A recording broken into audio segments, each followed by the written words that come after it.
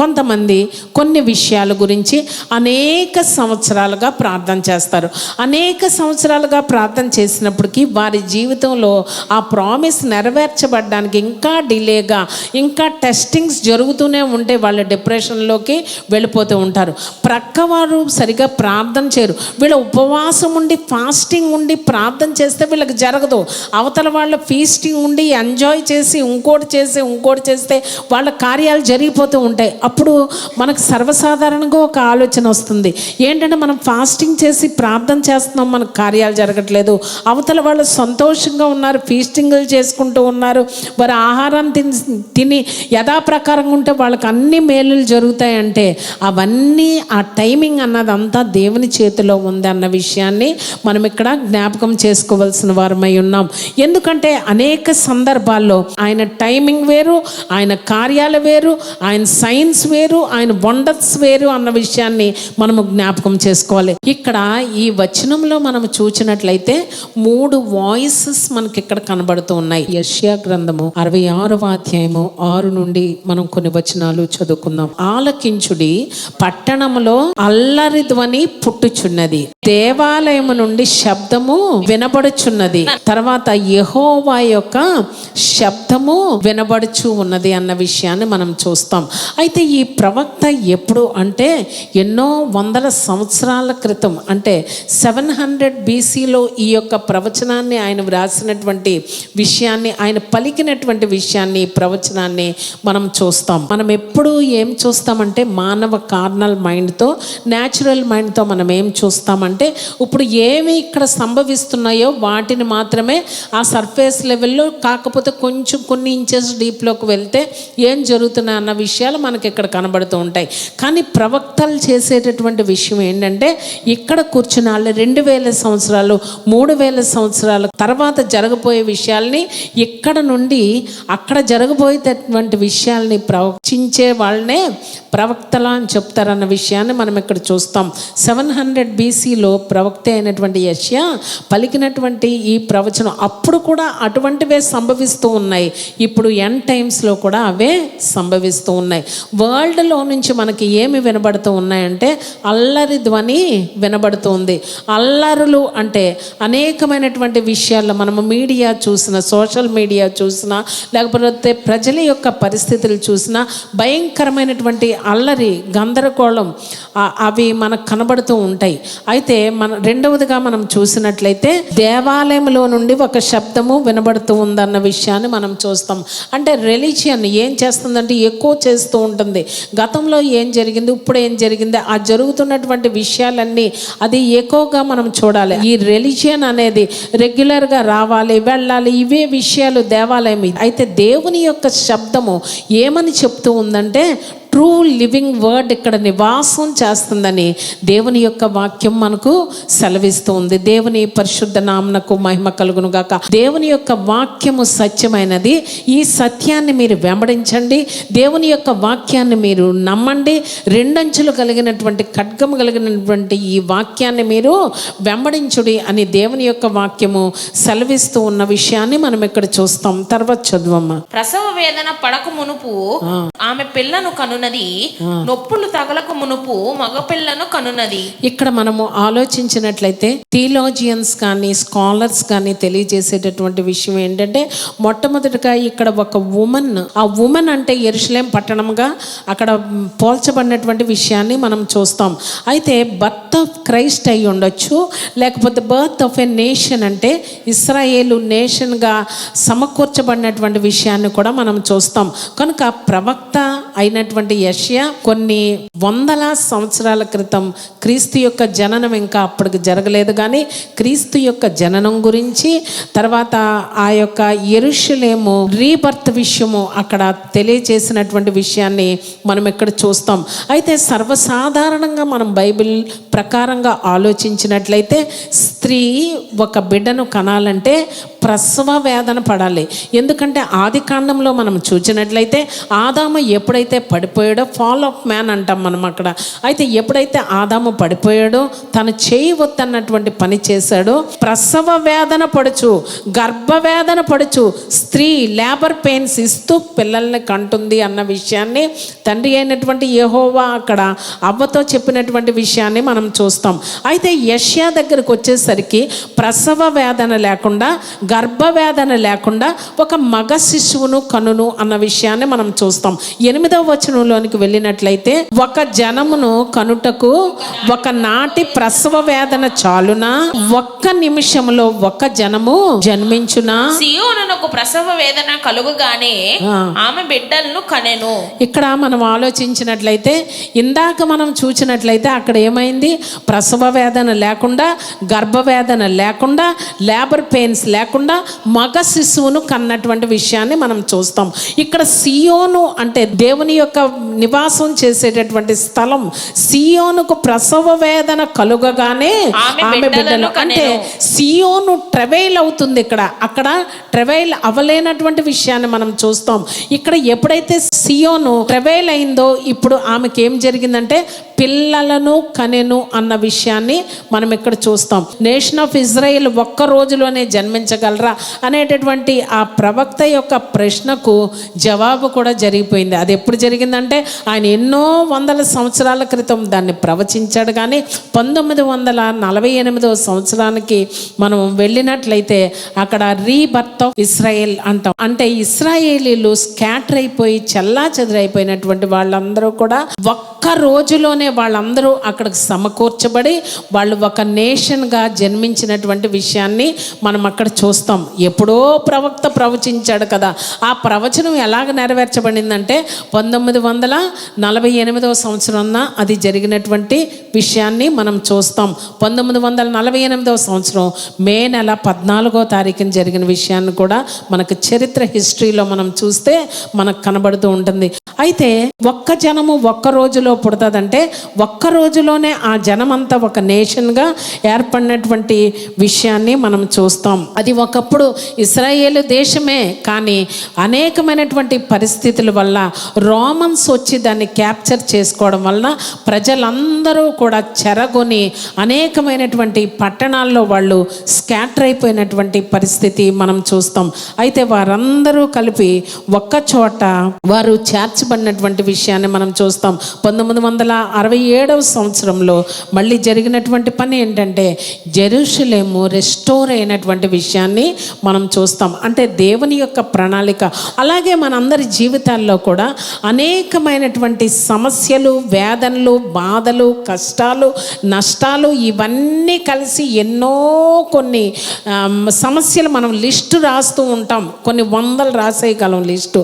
వాటన్నిటినీ కూడా ప్రభువు ఏం చేయగలడంటే ఒక్కరోజు వాటన్నిటినీ నాశనం చేసి మన జీవితాల్లో ఆయన బ్లెస్సింగ్స్ కుమ్మరించగలడు. ఒక్క రోజులో, ఒక్క నిమిషంలో ఆయన జన్మ ఈ ల్యాండ్ అంతా ఆయన జన్మింప చేయగలడు అంటే ఆయన చేయగలడు అని మనం విశ్వసించాలి.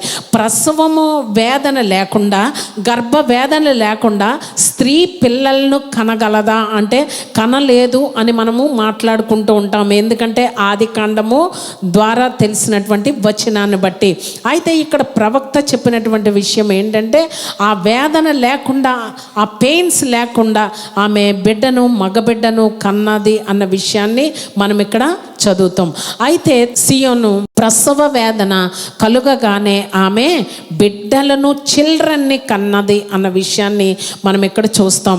అయితే ఇంత చక్కగా వివరం రాయబడి ఉంది. కానీ ఒకసారి మనము 1 తిమోతీలకు రాసినటువంటి పత్రిక 2వ అధ్యాయము 15వ వచనం మనం చదివినట్లయితే అక్కడ మనకి ఒక వచనము మనకి ఆశ్చర్యాన్ని కలిగిస్తుంది. శిశు ప్రసూతి ద్వారా ఆమె రక్షింపబడును. ఇక్కడ చైల్డ్ బేరింగ్ వల్ల ఆమె సేవ్ అవుతుంది అన్న విషయాన్ని వ్రాయబడి ఉంది. అంటే ఇక్కడ మనం 3 రిలేట్ చేసుకుంటూ వెళ్తే ఆదికాండం 3వ అధ్యాయం 16వ వచనంలో మనం చూస్తే ప్రసవ వేదన పడి, గర్భ వేదన పడి స్త్రీ బిడ్డను కంటుంది అన్న విషయాన్ని తండ్రి అయినటువంటి యెహోవా సెలవిచ్చిన విషయాన్ని మనం చూస్తాం. అలాగే మనం యెషయా గ్రంథంలో ఆమె ప్రసవ వేదన లేకుండా, నొప్పులు కలుగక మునిపే ఆమె బిడ్డను కంది అన్న విషయం మనకి యెషయా గ్రంథంలో కనబడుతూ ఉంది. అలాగే మనము 1 తిమోతీయులకు రాసినటువంటి పత్రిక 2వ అధ్యాయము 15వ వచనంలో మనకేం కనబడుతూ ఉందంటే శిశు ప్రసూతి ద్వారా ఆమె రక్షింపబడును అన్న విషయం మనం అక్కడ చూస్తాం. అయితే దీని యొక్క అంతరార్థం ఏమిటి అంటే ఇది ఫిజికల్గా మనం చూసినట్లయితే ఒక అర్థాన్ని ఇస్తుంది, స్పిరిచువల్గా చూసినట్లయితే కొంతమంది కొన్ని విషయాల గురించి అనేక సంవత్సరాలుగా ప్రార్థన చేస్తారు. అనేక సంవత్సరాలుగా ప్రార్థన చేసినప్పటికీ వారి జీవితంలో ఆ ప్రామిస్ నెరవేర్చబడడానికి ఇంకా డిలేగా, ఇంకా టెస్టింగ్స్ జరుగుతూనే ఉంటే వాళ్ళు డిప్రెషన్లోకి వెళ్ళిపోతూ ఉంటారు. ప్రక్కవారు సరిగా ప్రార్థన చేయరు. వీళ్ళ ఉపవాసం ఉండి ఫాస్టింగ్ ఉండి ప్రార్థన చేస్తే వీళ్ళకి జరగదు. అవతల వాళ్ళ ఫీస్టింగ్ ఉండి ఎంజాయ్ చేసి ఇంకోటి చేస్తే వాళ్ళ కార్యాలు జరిగిపోతూ ఉంటాయి. అప్పుడు మనకు సర్వసాధారణంగా ఒక ఆలోచన వస్తుంది, ఏంటంటే మనం ఫాస్టింగ్ చేసి ప్రార్థన చేస్తున్నాం, మనకు కార్యాలు జరగట్లేదు. అవతల వాళ్ళు సంతోషంగా ఉన్నారు, ఫీస్టింగ్లు చేసుకుంటూ ఉన్నారు, వారి ఆహారం తిని యథాప్రకారంగా ఉంటే వాళ్ళకి అన్ని మేలులు జరుగుతాయంటే అవన్నీ ఆ టైమింగ్ అన్నదంతా దేవుని చేతిలో ఉంది అన్న విషయాన్ని మనం ఇక్కడ జ్ఞాపకం చేసుకోవాల్సిన వారమై ఉన్నాం. ఎందుకంటే అనేక సందర్భాల్లో ఆయన టైమింగ్ వేరు, ఆయన కార్యాలు వేరు, ఆయన సైన్స్ వేరు, ఆయన వండర్స్ వేరు అన్న విషయాన్ని మనము జ్ఞాపకం చేసుకోవాలి. ఒక వస్తువు కొనుక్కోవాలనుకోండి, మనం చాలా హార్డ్ వర్క్ చేయాలి, చాలా ఎఫర్ట్ యూస్ చేస్తేనే కానీ, ఒక డబ్బు సేవ్ చేసుకుంటేనే కానీ ఒక వస్తువు కొనుక్కోవాలంటే, ఒక ఖరీదైన వస్తువు కొనుక్కోవాలంటే మనం అంత కష్టపడి హార్డ్ వర్క్ చేసి మన ఎఫర్ట్ యూజ్ చేస్తేనే కానీ కొన్ని సందర్భాల్లో ఒక వస్తువు మనం కొనుక్కోవడానికి, పర్చేస్ చేయడానికి అవకాశం ఉండదు. కొన్ని సందర్భాల్లో ఎలాగుంటుందంటే మనం ఇంకా ఏ ఎఫర్ట్ యూజ్ చేసుకోకుండా ఒక ప్రాపర్టీ మన పేరు మీద వచ్చేసింది అనుకోండి, ప్రసవ వేదన పడకుండా, గర్భవేదన పడకుండా మనకి ఆ ప్రాపర్టీ మనకి సంక్రమించింది, లేకపోతే ఆ వస్తువు మనకి సంక్రమించింది అంటే అది దేవుని యొక్క సూపర్ న్యాచురల్ కార్యం అని మనము విశ్వసించాలి. దేవుని పరిశుద్ధ నామమునకు మహిమ కలుగును గాక. మనందరి జీవితాల్లో మనం అనుకుంటాం, మేము కష్టపడ్డామండి, మేము చెమట ఓడ్చి పనిచేస్తామండి, అయినా మాకు సరిపోవట్లేదండి అని చెప్పుకుంటాం. కొన్ని సందర్భాల్లో దేవుని యొక్క ఫేవర్స్ ఎలాగుంటాయంటే, దేవుని యొక్క సూపర్ న్యాచురల్ కార్యాలు ఎలాగుంటాయంటే, దేవుని యొక్క గ్రేస్ ఒక మనిషి మీద రెస్ట్ అవ్వాలంటే, దేవుడు ఒక మనిషిని ప్రేమించాలంటే ఆ మనిషి దేవుణ్ణి ప్రేమించేవాడై ఉండాలంట. దేవుని పరిశుద్ధ నామమునకు మహిమ కలుగును గాక. మనము ఒకసారి 1 కొరింథీయులకు రాసినటువంటి పత్రిక 2వ అధ్యాయము 9-10 వచనాలు మనం చదువుకుందాం. దేవుడు తనను ప్రేమించే వారి కొరకు ఏవి సిద్ధపరిచెనో అవి కంటికి కనబడలేదు, చెవికి వినబడలేదు, మనుష్య హృదయానికి గోచరం అంటే అండర్స్టాండ్ చేసుకోలేమన్నమాట. ఎవరికి వినబడలేదంట, ఎవరికి కనబడలేదంట, కానీ పరిశుద్ధాత్ముడు వాటిని మనకు బయలుపరుస్తాడు. ఒక పర్టికులర్ విషయం గురించి మనం ఎప్పుడైనా ప్రార్థన చేయాలనుకోండి, ప్రార్థన చేసినప్పుడు మనం అనుకుంటాం, ఫర్ ఎగ్జాంపుల్ మ్యారేజ్, మన బిడ్డల మ్యారేజెస్ కొరకు మనం ప్రార్థన చేసినప్పుడు ఖచ్చితంగా దేవుడు మీకు చూపిస్తాడు, ఖచ్చితంగా దేవుడు మీకు చూపిస్తాడు అనేటటువంటి వర్డింగ్ మనం వాడుతూ ఉంటాం.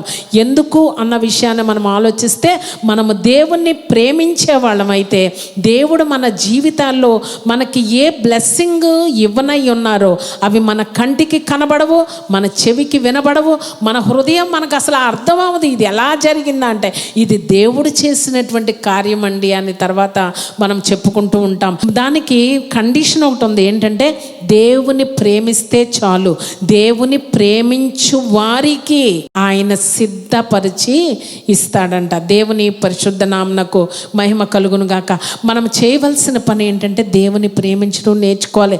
దేవుని ఎప్పుడైతే ప్రేమిస్తామో నువ్వు ప్రసవ వేదన పడక్కర్లేదు, గర్భవేదన పడక్కర్లేదు. అక్కడ ఉన్నటువంటి మీనింగ్, దాని స్పిరిచువల్ మీనింగ్లోనికి మనం వెళ్ళినట్లయితే లేబర్ పెయిన్స్ అంటే బిడ్డలను కన్నటువంటి వారు ఎంత ప్రసవ వేదన పెయిన్స్ కొరకు ఇంజెక్షన్స్ ఇస్తారు, లేబర్ రూమ్లోకి తీసుకెళ్తారు, వాళ్ళ నానా యాతనలు పెట్టి ఆ బిడ్డ ప్రసవం అవ్వడానికి వాళ్ళు ఒక మార్గాన్ని సిద్ధం చేస్తారు. ఇది మనందరికీ తెలిసినటువంటి విషయమే. అయితే వాటన్నిటినీ లేకుండా దేవుని ప్రేమించే వరకంట ఆయన సిద్ధపరిచినవి ఉచితముగా అనుగ్రహిస్తారు అన్న విషయాన్ని మనం ఇక్కడ జ్ఞాపకం చేసుకోవాలి. దేవుని పరిశుద్ధ నామమునకు మహిమ కలుగును గాక. అయితే తర్వాత వచ్చిన సియోను ప్రసవ వేదన పడినప్పుడు పిల్లల్ని కన్నాను. సియోను అంటే నథింగ్ బట్ దేవుని యొక్క నివాస స్థలము.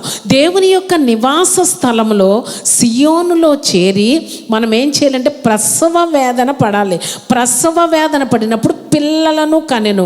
ప్రసవ వేదన పడినప్పుడు పిల్లలను కనవంటే కార్పొరేట్గా నలుగురు ఉమెన్ కూర్చుని, నలుగురు మెన్ కూర్చుని, కొంతమంది కొరకు మీ యొక్క పరిస్థితుల కొరకు, ఇతరుల కొరకు ప్రార్థన చేయడానికి ఎవరు ఉన్నారంటే ఏలియా గారిని మనం చూసినట్లయితే కర్మెల పర్వతం మీద ఆయన కూర్చుని తన తలను 2 మోకాళ్ళ మధ్యలో పెట్టి ఆయన ప్రార్థన చేస్తున్నటువంటి విషయాన్ని మనం చూస్తాం.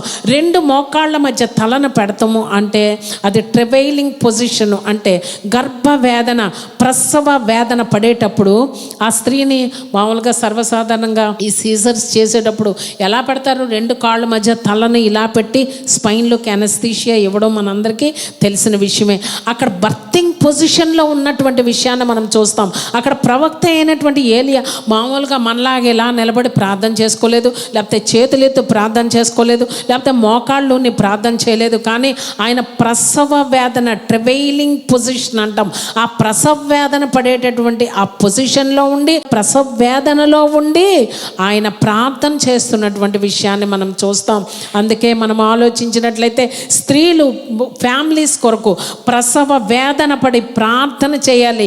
ఇంటర్సెసరీ ప్రేయర్స్ అంటారు. ఇంటర్సెషన్ ఎక్కడ చేస్తాం? మనకు అసలు మామూలు రెగ్యులర్ ప్రేయర్కే మనకి టైం లేదు, ఇంకా ఇంటర్సెషన్ ఎక్కడ చేయగలుగుతున్నాం? బిడ్డల కొరకు, కుమార్తెల కొరకు అంగలార్చుడి, రోదన ధ్వని చేయడని బైబిల్లో వాక్యం సెలవిస్తూ ఉంది. మనం ఎంత ప్రార్థన చేయగలుగుతున్నాం? అక్కడ ప్రసవ వేదన, సియోను ప్రసవ వేదన పడగా పిల్లలను కనెను. అంటే పిల్లలను కనడం అంటే ఒక మేల్ చైల్డ్ని కనడం అంటే వేదన లేకుండా, నొప్పులు లేకుండా కందని ముందు వచ్చిన చెప్తుంది. ఎప్పుడైతే కార్పొరేట్గా సియోను అక్కడ ప్రసవ వేదన పడినప్పుడు నీ జీవితంలో, నీ జీవితంలో, నీ జీవితంలో, అందరి జీవితాల్లో కూడా దేవుడు కార్యాలు చేస్తాడు. పిల్లలను కనెనంటే, పిల్లలు అంటే అక్కడ నెంబర్ మెన్షన్ చేయబడలేదు. నీకు ఎన్ని సమస్యలున్నా, నీకు ఎన్ని బాధలున్నా, నీకు ఎన్ని వేదనలున్నా అవన్నీ డెలివరెన్స్ చేయటకు దేవుడు శక్తిమంతుడు. ప్రసవ వేదన, ప్రసవ వేదన అంటే అంత ఆ రీతిగా నువ్వు ప్రార్థన చేయగలవా? అక్కడ ఏలియా గారు కర్మెల్ పర్వతం మీద చేసినటువంటి ప్రార్థన మనం చేయగలిగితే మన కుటుంబాలన్నీ కూడా ఆశీర్వదించబడతాయన్న విషయాన్ని మనము జ్ఞాపకం చేసుకోవాలి. మనందరి జీవితాల్లో దేవుని యొక్క ఫేవర్ కావాలనుకుంటాం. దేవుని దగ్గర నుండి మనం అన్ని మంచి మంచి ఈవులు పొందాలనుకుంటాం, మంచి మంచి బహుమానాలు పొందాలనుకుంటాం, మంచి మంచి రివార్డ్స్ పొందాలనుకుంటాం. కానీ మనము దేవుణ్ణి ప్రేమించడం అనేది చాలా తక్కువగా చేస్తూ ఉంటాం. మనం లోకంలో ఉన్నటువంటి వాటిని ఎక్కువగా ప్రేమిస్తూ ఉంటాం, లోకంలో ఉన్నటువంటి పరిస్థితులను ప్రేమిస్తూ ఉంటాం, లోకంలో అశాశ్వతంగా ఉండేటటువంటి జనాన్ని ప్రేమిస్తూ ఉంటాం, రక్త సంబంధుల్ని ప్రేమిస్తూ ఉంటాం, స్నేహితుల్ని ప్రేమిస్తూ ఉంటాం. కానీ నీ సృష్టికర్త అయినటువంటి దేవుణ్ణి మాత్రం నీవు ప్రేమించేటటువంటి దానిలో నీకు ఎప్పుడూ తేడా ఉంటుంది. ప్రయారిటీస్, చాయిస్ అనేది ప్రతి మనిషి జీవితంలో ఉంటుంది. అయితే ఆ చాయిస్లో నువ్వు దేవుణ్ణి ప్రేమిస్తున్నావా, లోకములో ఉన్న వాటిని ప్రేమిస్తున్నావా? ఒకసారి మనంతట మనం పరిశీలన చేసుకోవాలి. ఈ వచనాల్లో మనకు కనబడేది 3 వాయిసెస్ మనకు అక్కడ వినబడుతూ ఉంది. పట్టణము యొక్క ధ్వని వినబడుతుంది, దేవాలయంలో నుండి ఒక శబ్దం వినబడుతుంది, దేవుని యొక్క శబ్దము వినబడుతుంది. అయితే ఏ శబ్దానికి నువ్వు రెస్పాండ్ అవుతున్నావో ఒకసారి జ్ఞాపకం చేసుకో. ఎందుకంటే మనం సర్వసాధారణంగా ఒక కంప్యూటర్ వర్కో లేకపోతే ఒక టీవీయో ఏదైనా చూసుకుంటూ ఉన్నామనుకోండి, ఎంత నిమగ్నం అయిపోయినా మన చెవులు దేని మీద ఉంటుంది చెప్పనా? ఫోను టిక్ దిక్కుమనాలంతే. గబ దీని మీద ఉన్నటువంటి ఈ కాన్సన్ట్రేషన్ దీని అంతటినే తీసి ఏం మెసేజ్ వచ్చేసిందో, ఎవరు ఫోన్ చేశారో అని గబగబా మనం వెళ్ళి దాన్ని ఆన్సర్ చేయాలని మనం కనిపెడుతూ ఉంటాం. కానీ దేవుని యొక్క శబ్దము వినలేనటువంటి వారిగా మనము ఈ లోకంలో జీవిస్తున్నామేమో. జాగ్రత్త పడు. ఎందుకంటే దేవుని నువ్వు ప్రేమిస్తే దేవుని శబ్దమును నువ్వు వినకుండా ఉండలేవు. మనందరి జీవితాల్లో ఈ 3 శబ్దాలు ప్రతి మనిషి, ప్రతి క్రైస్తవునికి, ప్రతి విశ్వాసకి వినబడుతూ ఉంటాయి. మనకు అనేకమైనటువంటి శబ్దాలు మనకు తెలుసు. లోకం యొక్క గందరగోళ శబ్దాలు తెలుసు. మన కుటుంబ పరిస్థితుల యొక్క శబ్దాలు మనకు తెలుసు. దేవాలయంలో వేయబడుచున్నటువంటి ఆ వాక్యం యొక్క శబ్దం మనకు తెలుసు. దేవుని యొక్క స్వరము, దేవుడితో మనతో మాట్లాడుతున్నటువంటి శబ్దాలు మనకు తెలుసు. అయితే ఎటువైపు నీవు చెవియొగ్గి ఉన్నావో ఒకసారి ఆలకించు. ఎందుకంటే ఇవన్నీ యాజ్ యూజువల్గా జరుగుతూనే ఉంటాయంట. సడన్గా అక్కడ ప్రవక్త వచ్చి ఆలకించుడి అని చెప్పినటువంటి విషయాన్ని మనం చూస్తాం.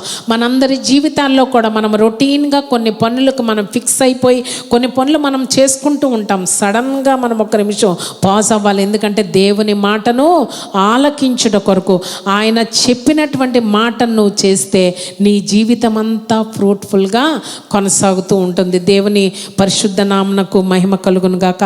ఒకసారి 9వ వచనం చదవమ్మా. ప్రసవ వేదన కలుగ చేసి కనిపింపక మానేదన. అంటే నువ్వు ప్రసవ వేదన పడేటట్లు ప్రార్థన చేసే ఆత్మను నీకు ఇచ్చినప్పుడు, నువ్వు ప్రార్థన చేసినప్పుడు ఆ మిరకిల్ నీ జీవితంలో నేను చేయక మానేదన. దేవుని పరిశుద్ధ నామమునకు మహిమ కలుగును గాక. నువ్వు ఏదైనా ఒక విషయం గురించి స్పెసిఫిక్గా నువ్వు ప్రార్థన చేసినప్పుడు స్పెసిఫిక్గానే నేను నీకు ఆన్సరు ఇస్తాను. నువ్వు పర్టికులర్గా నిన్ను ప్రార్థన చేసే మనసు నీకు ఇచ్చినప్పుడు, నువ్వు ప్రార్థన చేసినప్పుడు దాని రిజల్ట్ నేను ఇవ్వక మానేదనా. ఒక బిడ్డను, ఒక సంతోషాన్ని నీ ఒడిలో నేను ఇవ్వక మానేదనా అని ఇక్కడ ప్రభు ప్రశ్నిస్తున్నటువంటి విషయాన్ని మనం చూస్తాం. పుట్టించు వాడనైన నేను గర్భమును మూసేదనా. అంటే ఫిజికల్గా ఈ వూమ్ గురించి, చైల్డ్ బర్త్ గురించి ఆలోచించకండి. పుట్టించడమే నా పని, సక్సెస్ ఇవ్వడమే నా పని, మీ జీవితాల్లో రిజల్ట్స్ ఇవ్వడమే నా పని, మీ జీవితంలో బర్త్ ఇవ్వడమే నా పని.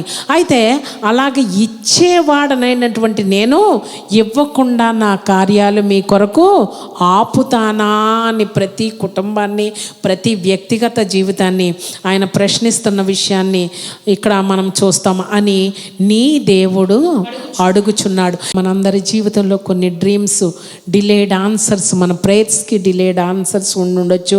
కొన్ని ప్రార్థనలు చేస్తుంటే అసలు ఆ సిచ్యుయేషన్ మూవ్ అవ్వినట్టు మనకు కనబడదు. అసలు ఎంత ప్రార్థన చేసినా ఆ పర్వతం లాంటి సమస్య అసలు కదలట్లేదండి. అంటే దేవుని యొక్క వాక్యం ఏమని సెలవిస్తూ ఉందంటే, నువ్వు ప్రార్థన చేస్తూ చేస్తూ చేస్తూ నువ్వు కంటిన్యూ చేయి. వాటిని స్లైసెస్ కింద నేను వాటిని చెక్కి ఒకరోజు ప్లెయిన్ ల్యాండ్గా నేను చేస్తాను. దేవుని పరిశుద్ధ నామమునకు మహిమ కలుగును గాక. నెవర్ గివ్ అప్ అంటారు. మనందరి జీవితాల్లో కూడా సమస్యల్లో ఉన్న, వేదనలో ఉన్న ఈ ప్రశ్న దేవుని అడగండి. పుట్టించు వాడవైన నీవు గర్భాన్ని మోస్తావా? మనందరి జీవితాల్లో ప్రభు ఏదైతే ప్రామిస్ చేశారో అది ఖచ్చితంగా మనందరి జీవితాల్లో ఆయన నెరవేర్చుటకు శక్తిమంతుడు అని మనం విశ్వసించవలసినటువంటి వారమై ఉన్నాం. లాస్ట్గా మనము యెహెజ్కేలు గ్రంథము 12వ అధ్యాయము 28వ వచనం మనం చదువుకుందాం. ఆలస్యము లేక నేను చెప్పిన మాట తప్పకుండా జరుగును. కనుక మనందరి జీవితంలో మీరు ఏది కోరుకుంటున్నారో అది దేవుని దగ్గర మనం ఏం చేయాలంటే, ఆయన ప్రభువా నేను ఇది కోరుకుంటున్నాను, నా కొరకు ఇది కార్యం చేయవా అంటే ఆయన చెప్పిన కార్యం ఖచ్చితంగా నెరవేరుస్తాడంట. త్వరలోనే చేస్తారంట. No more delay.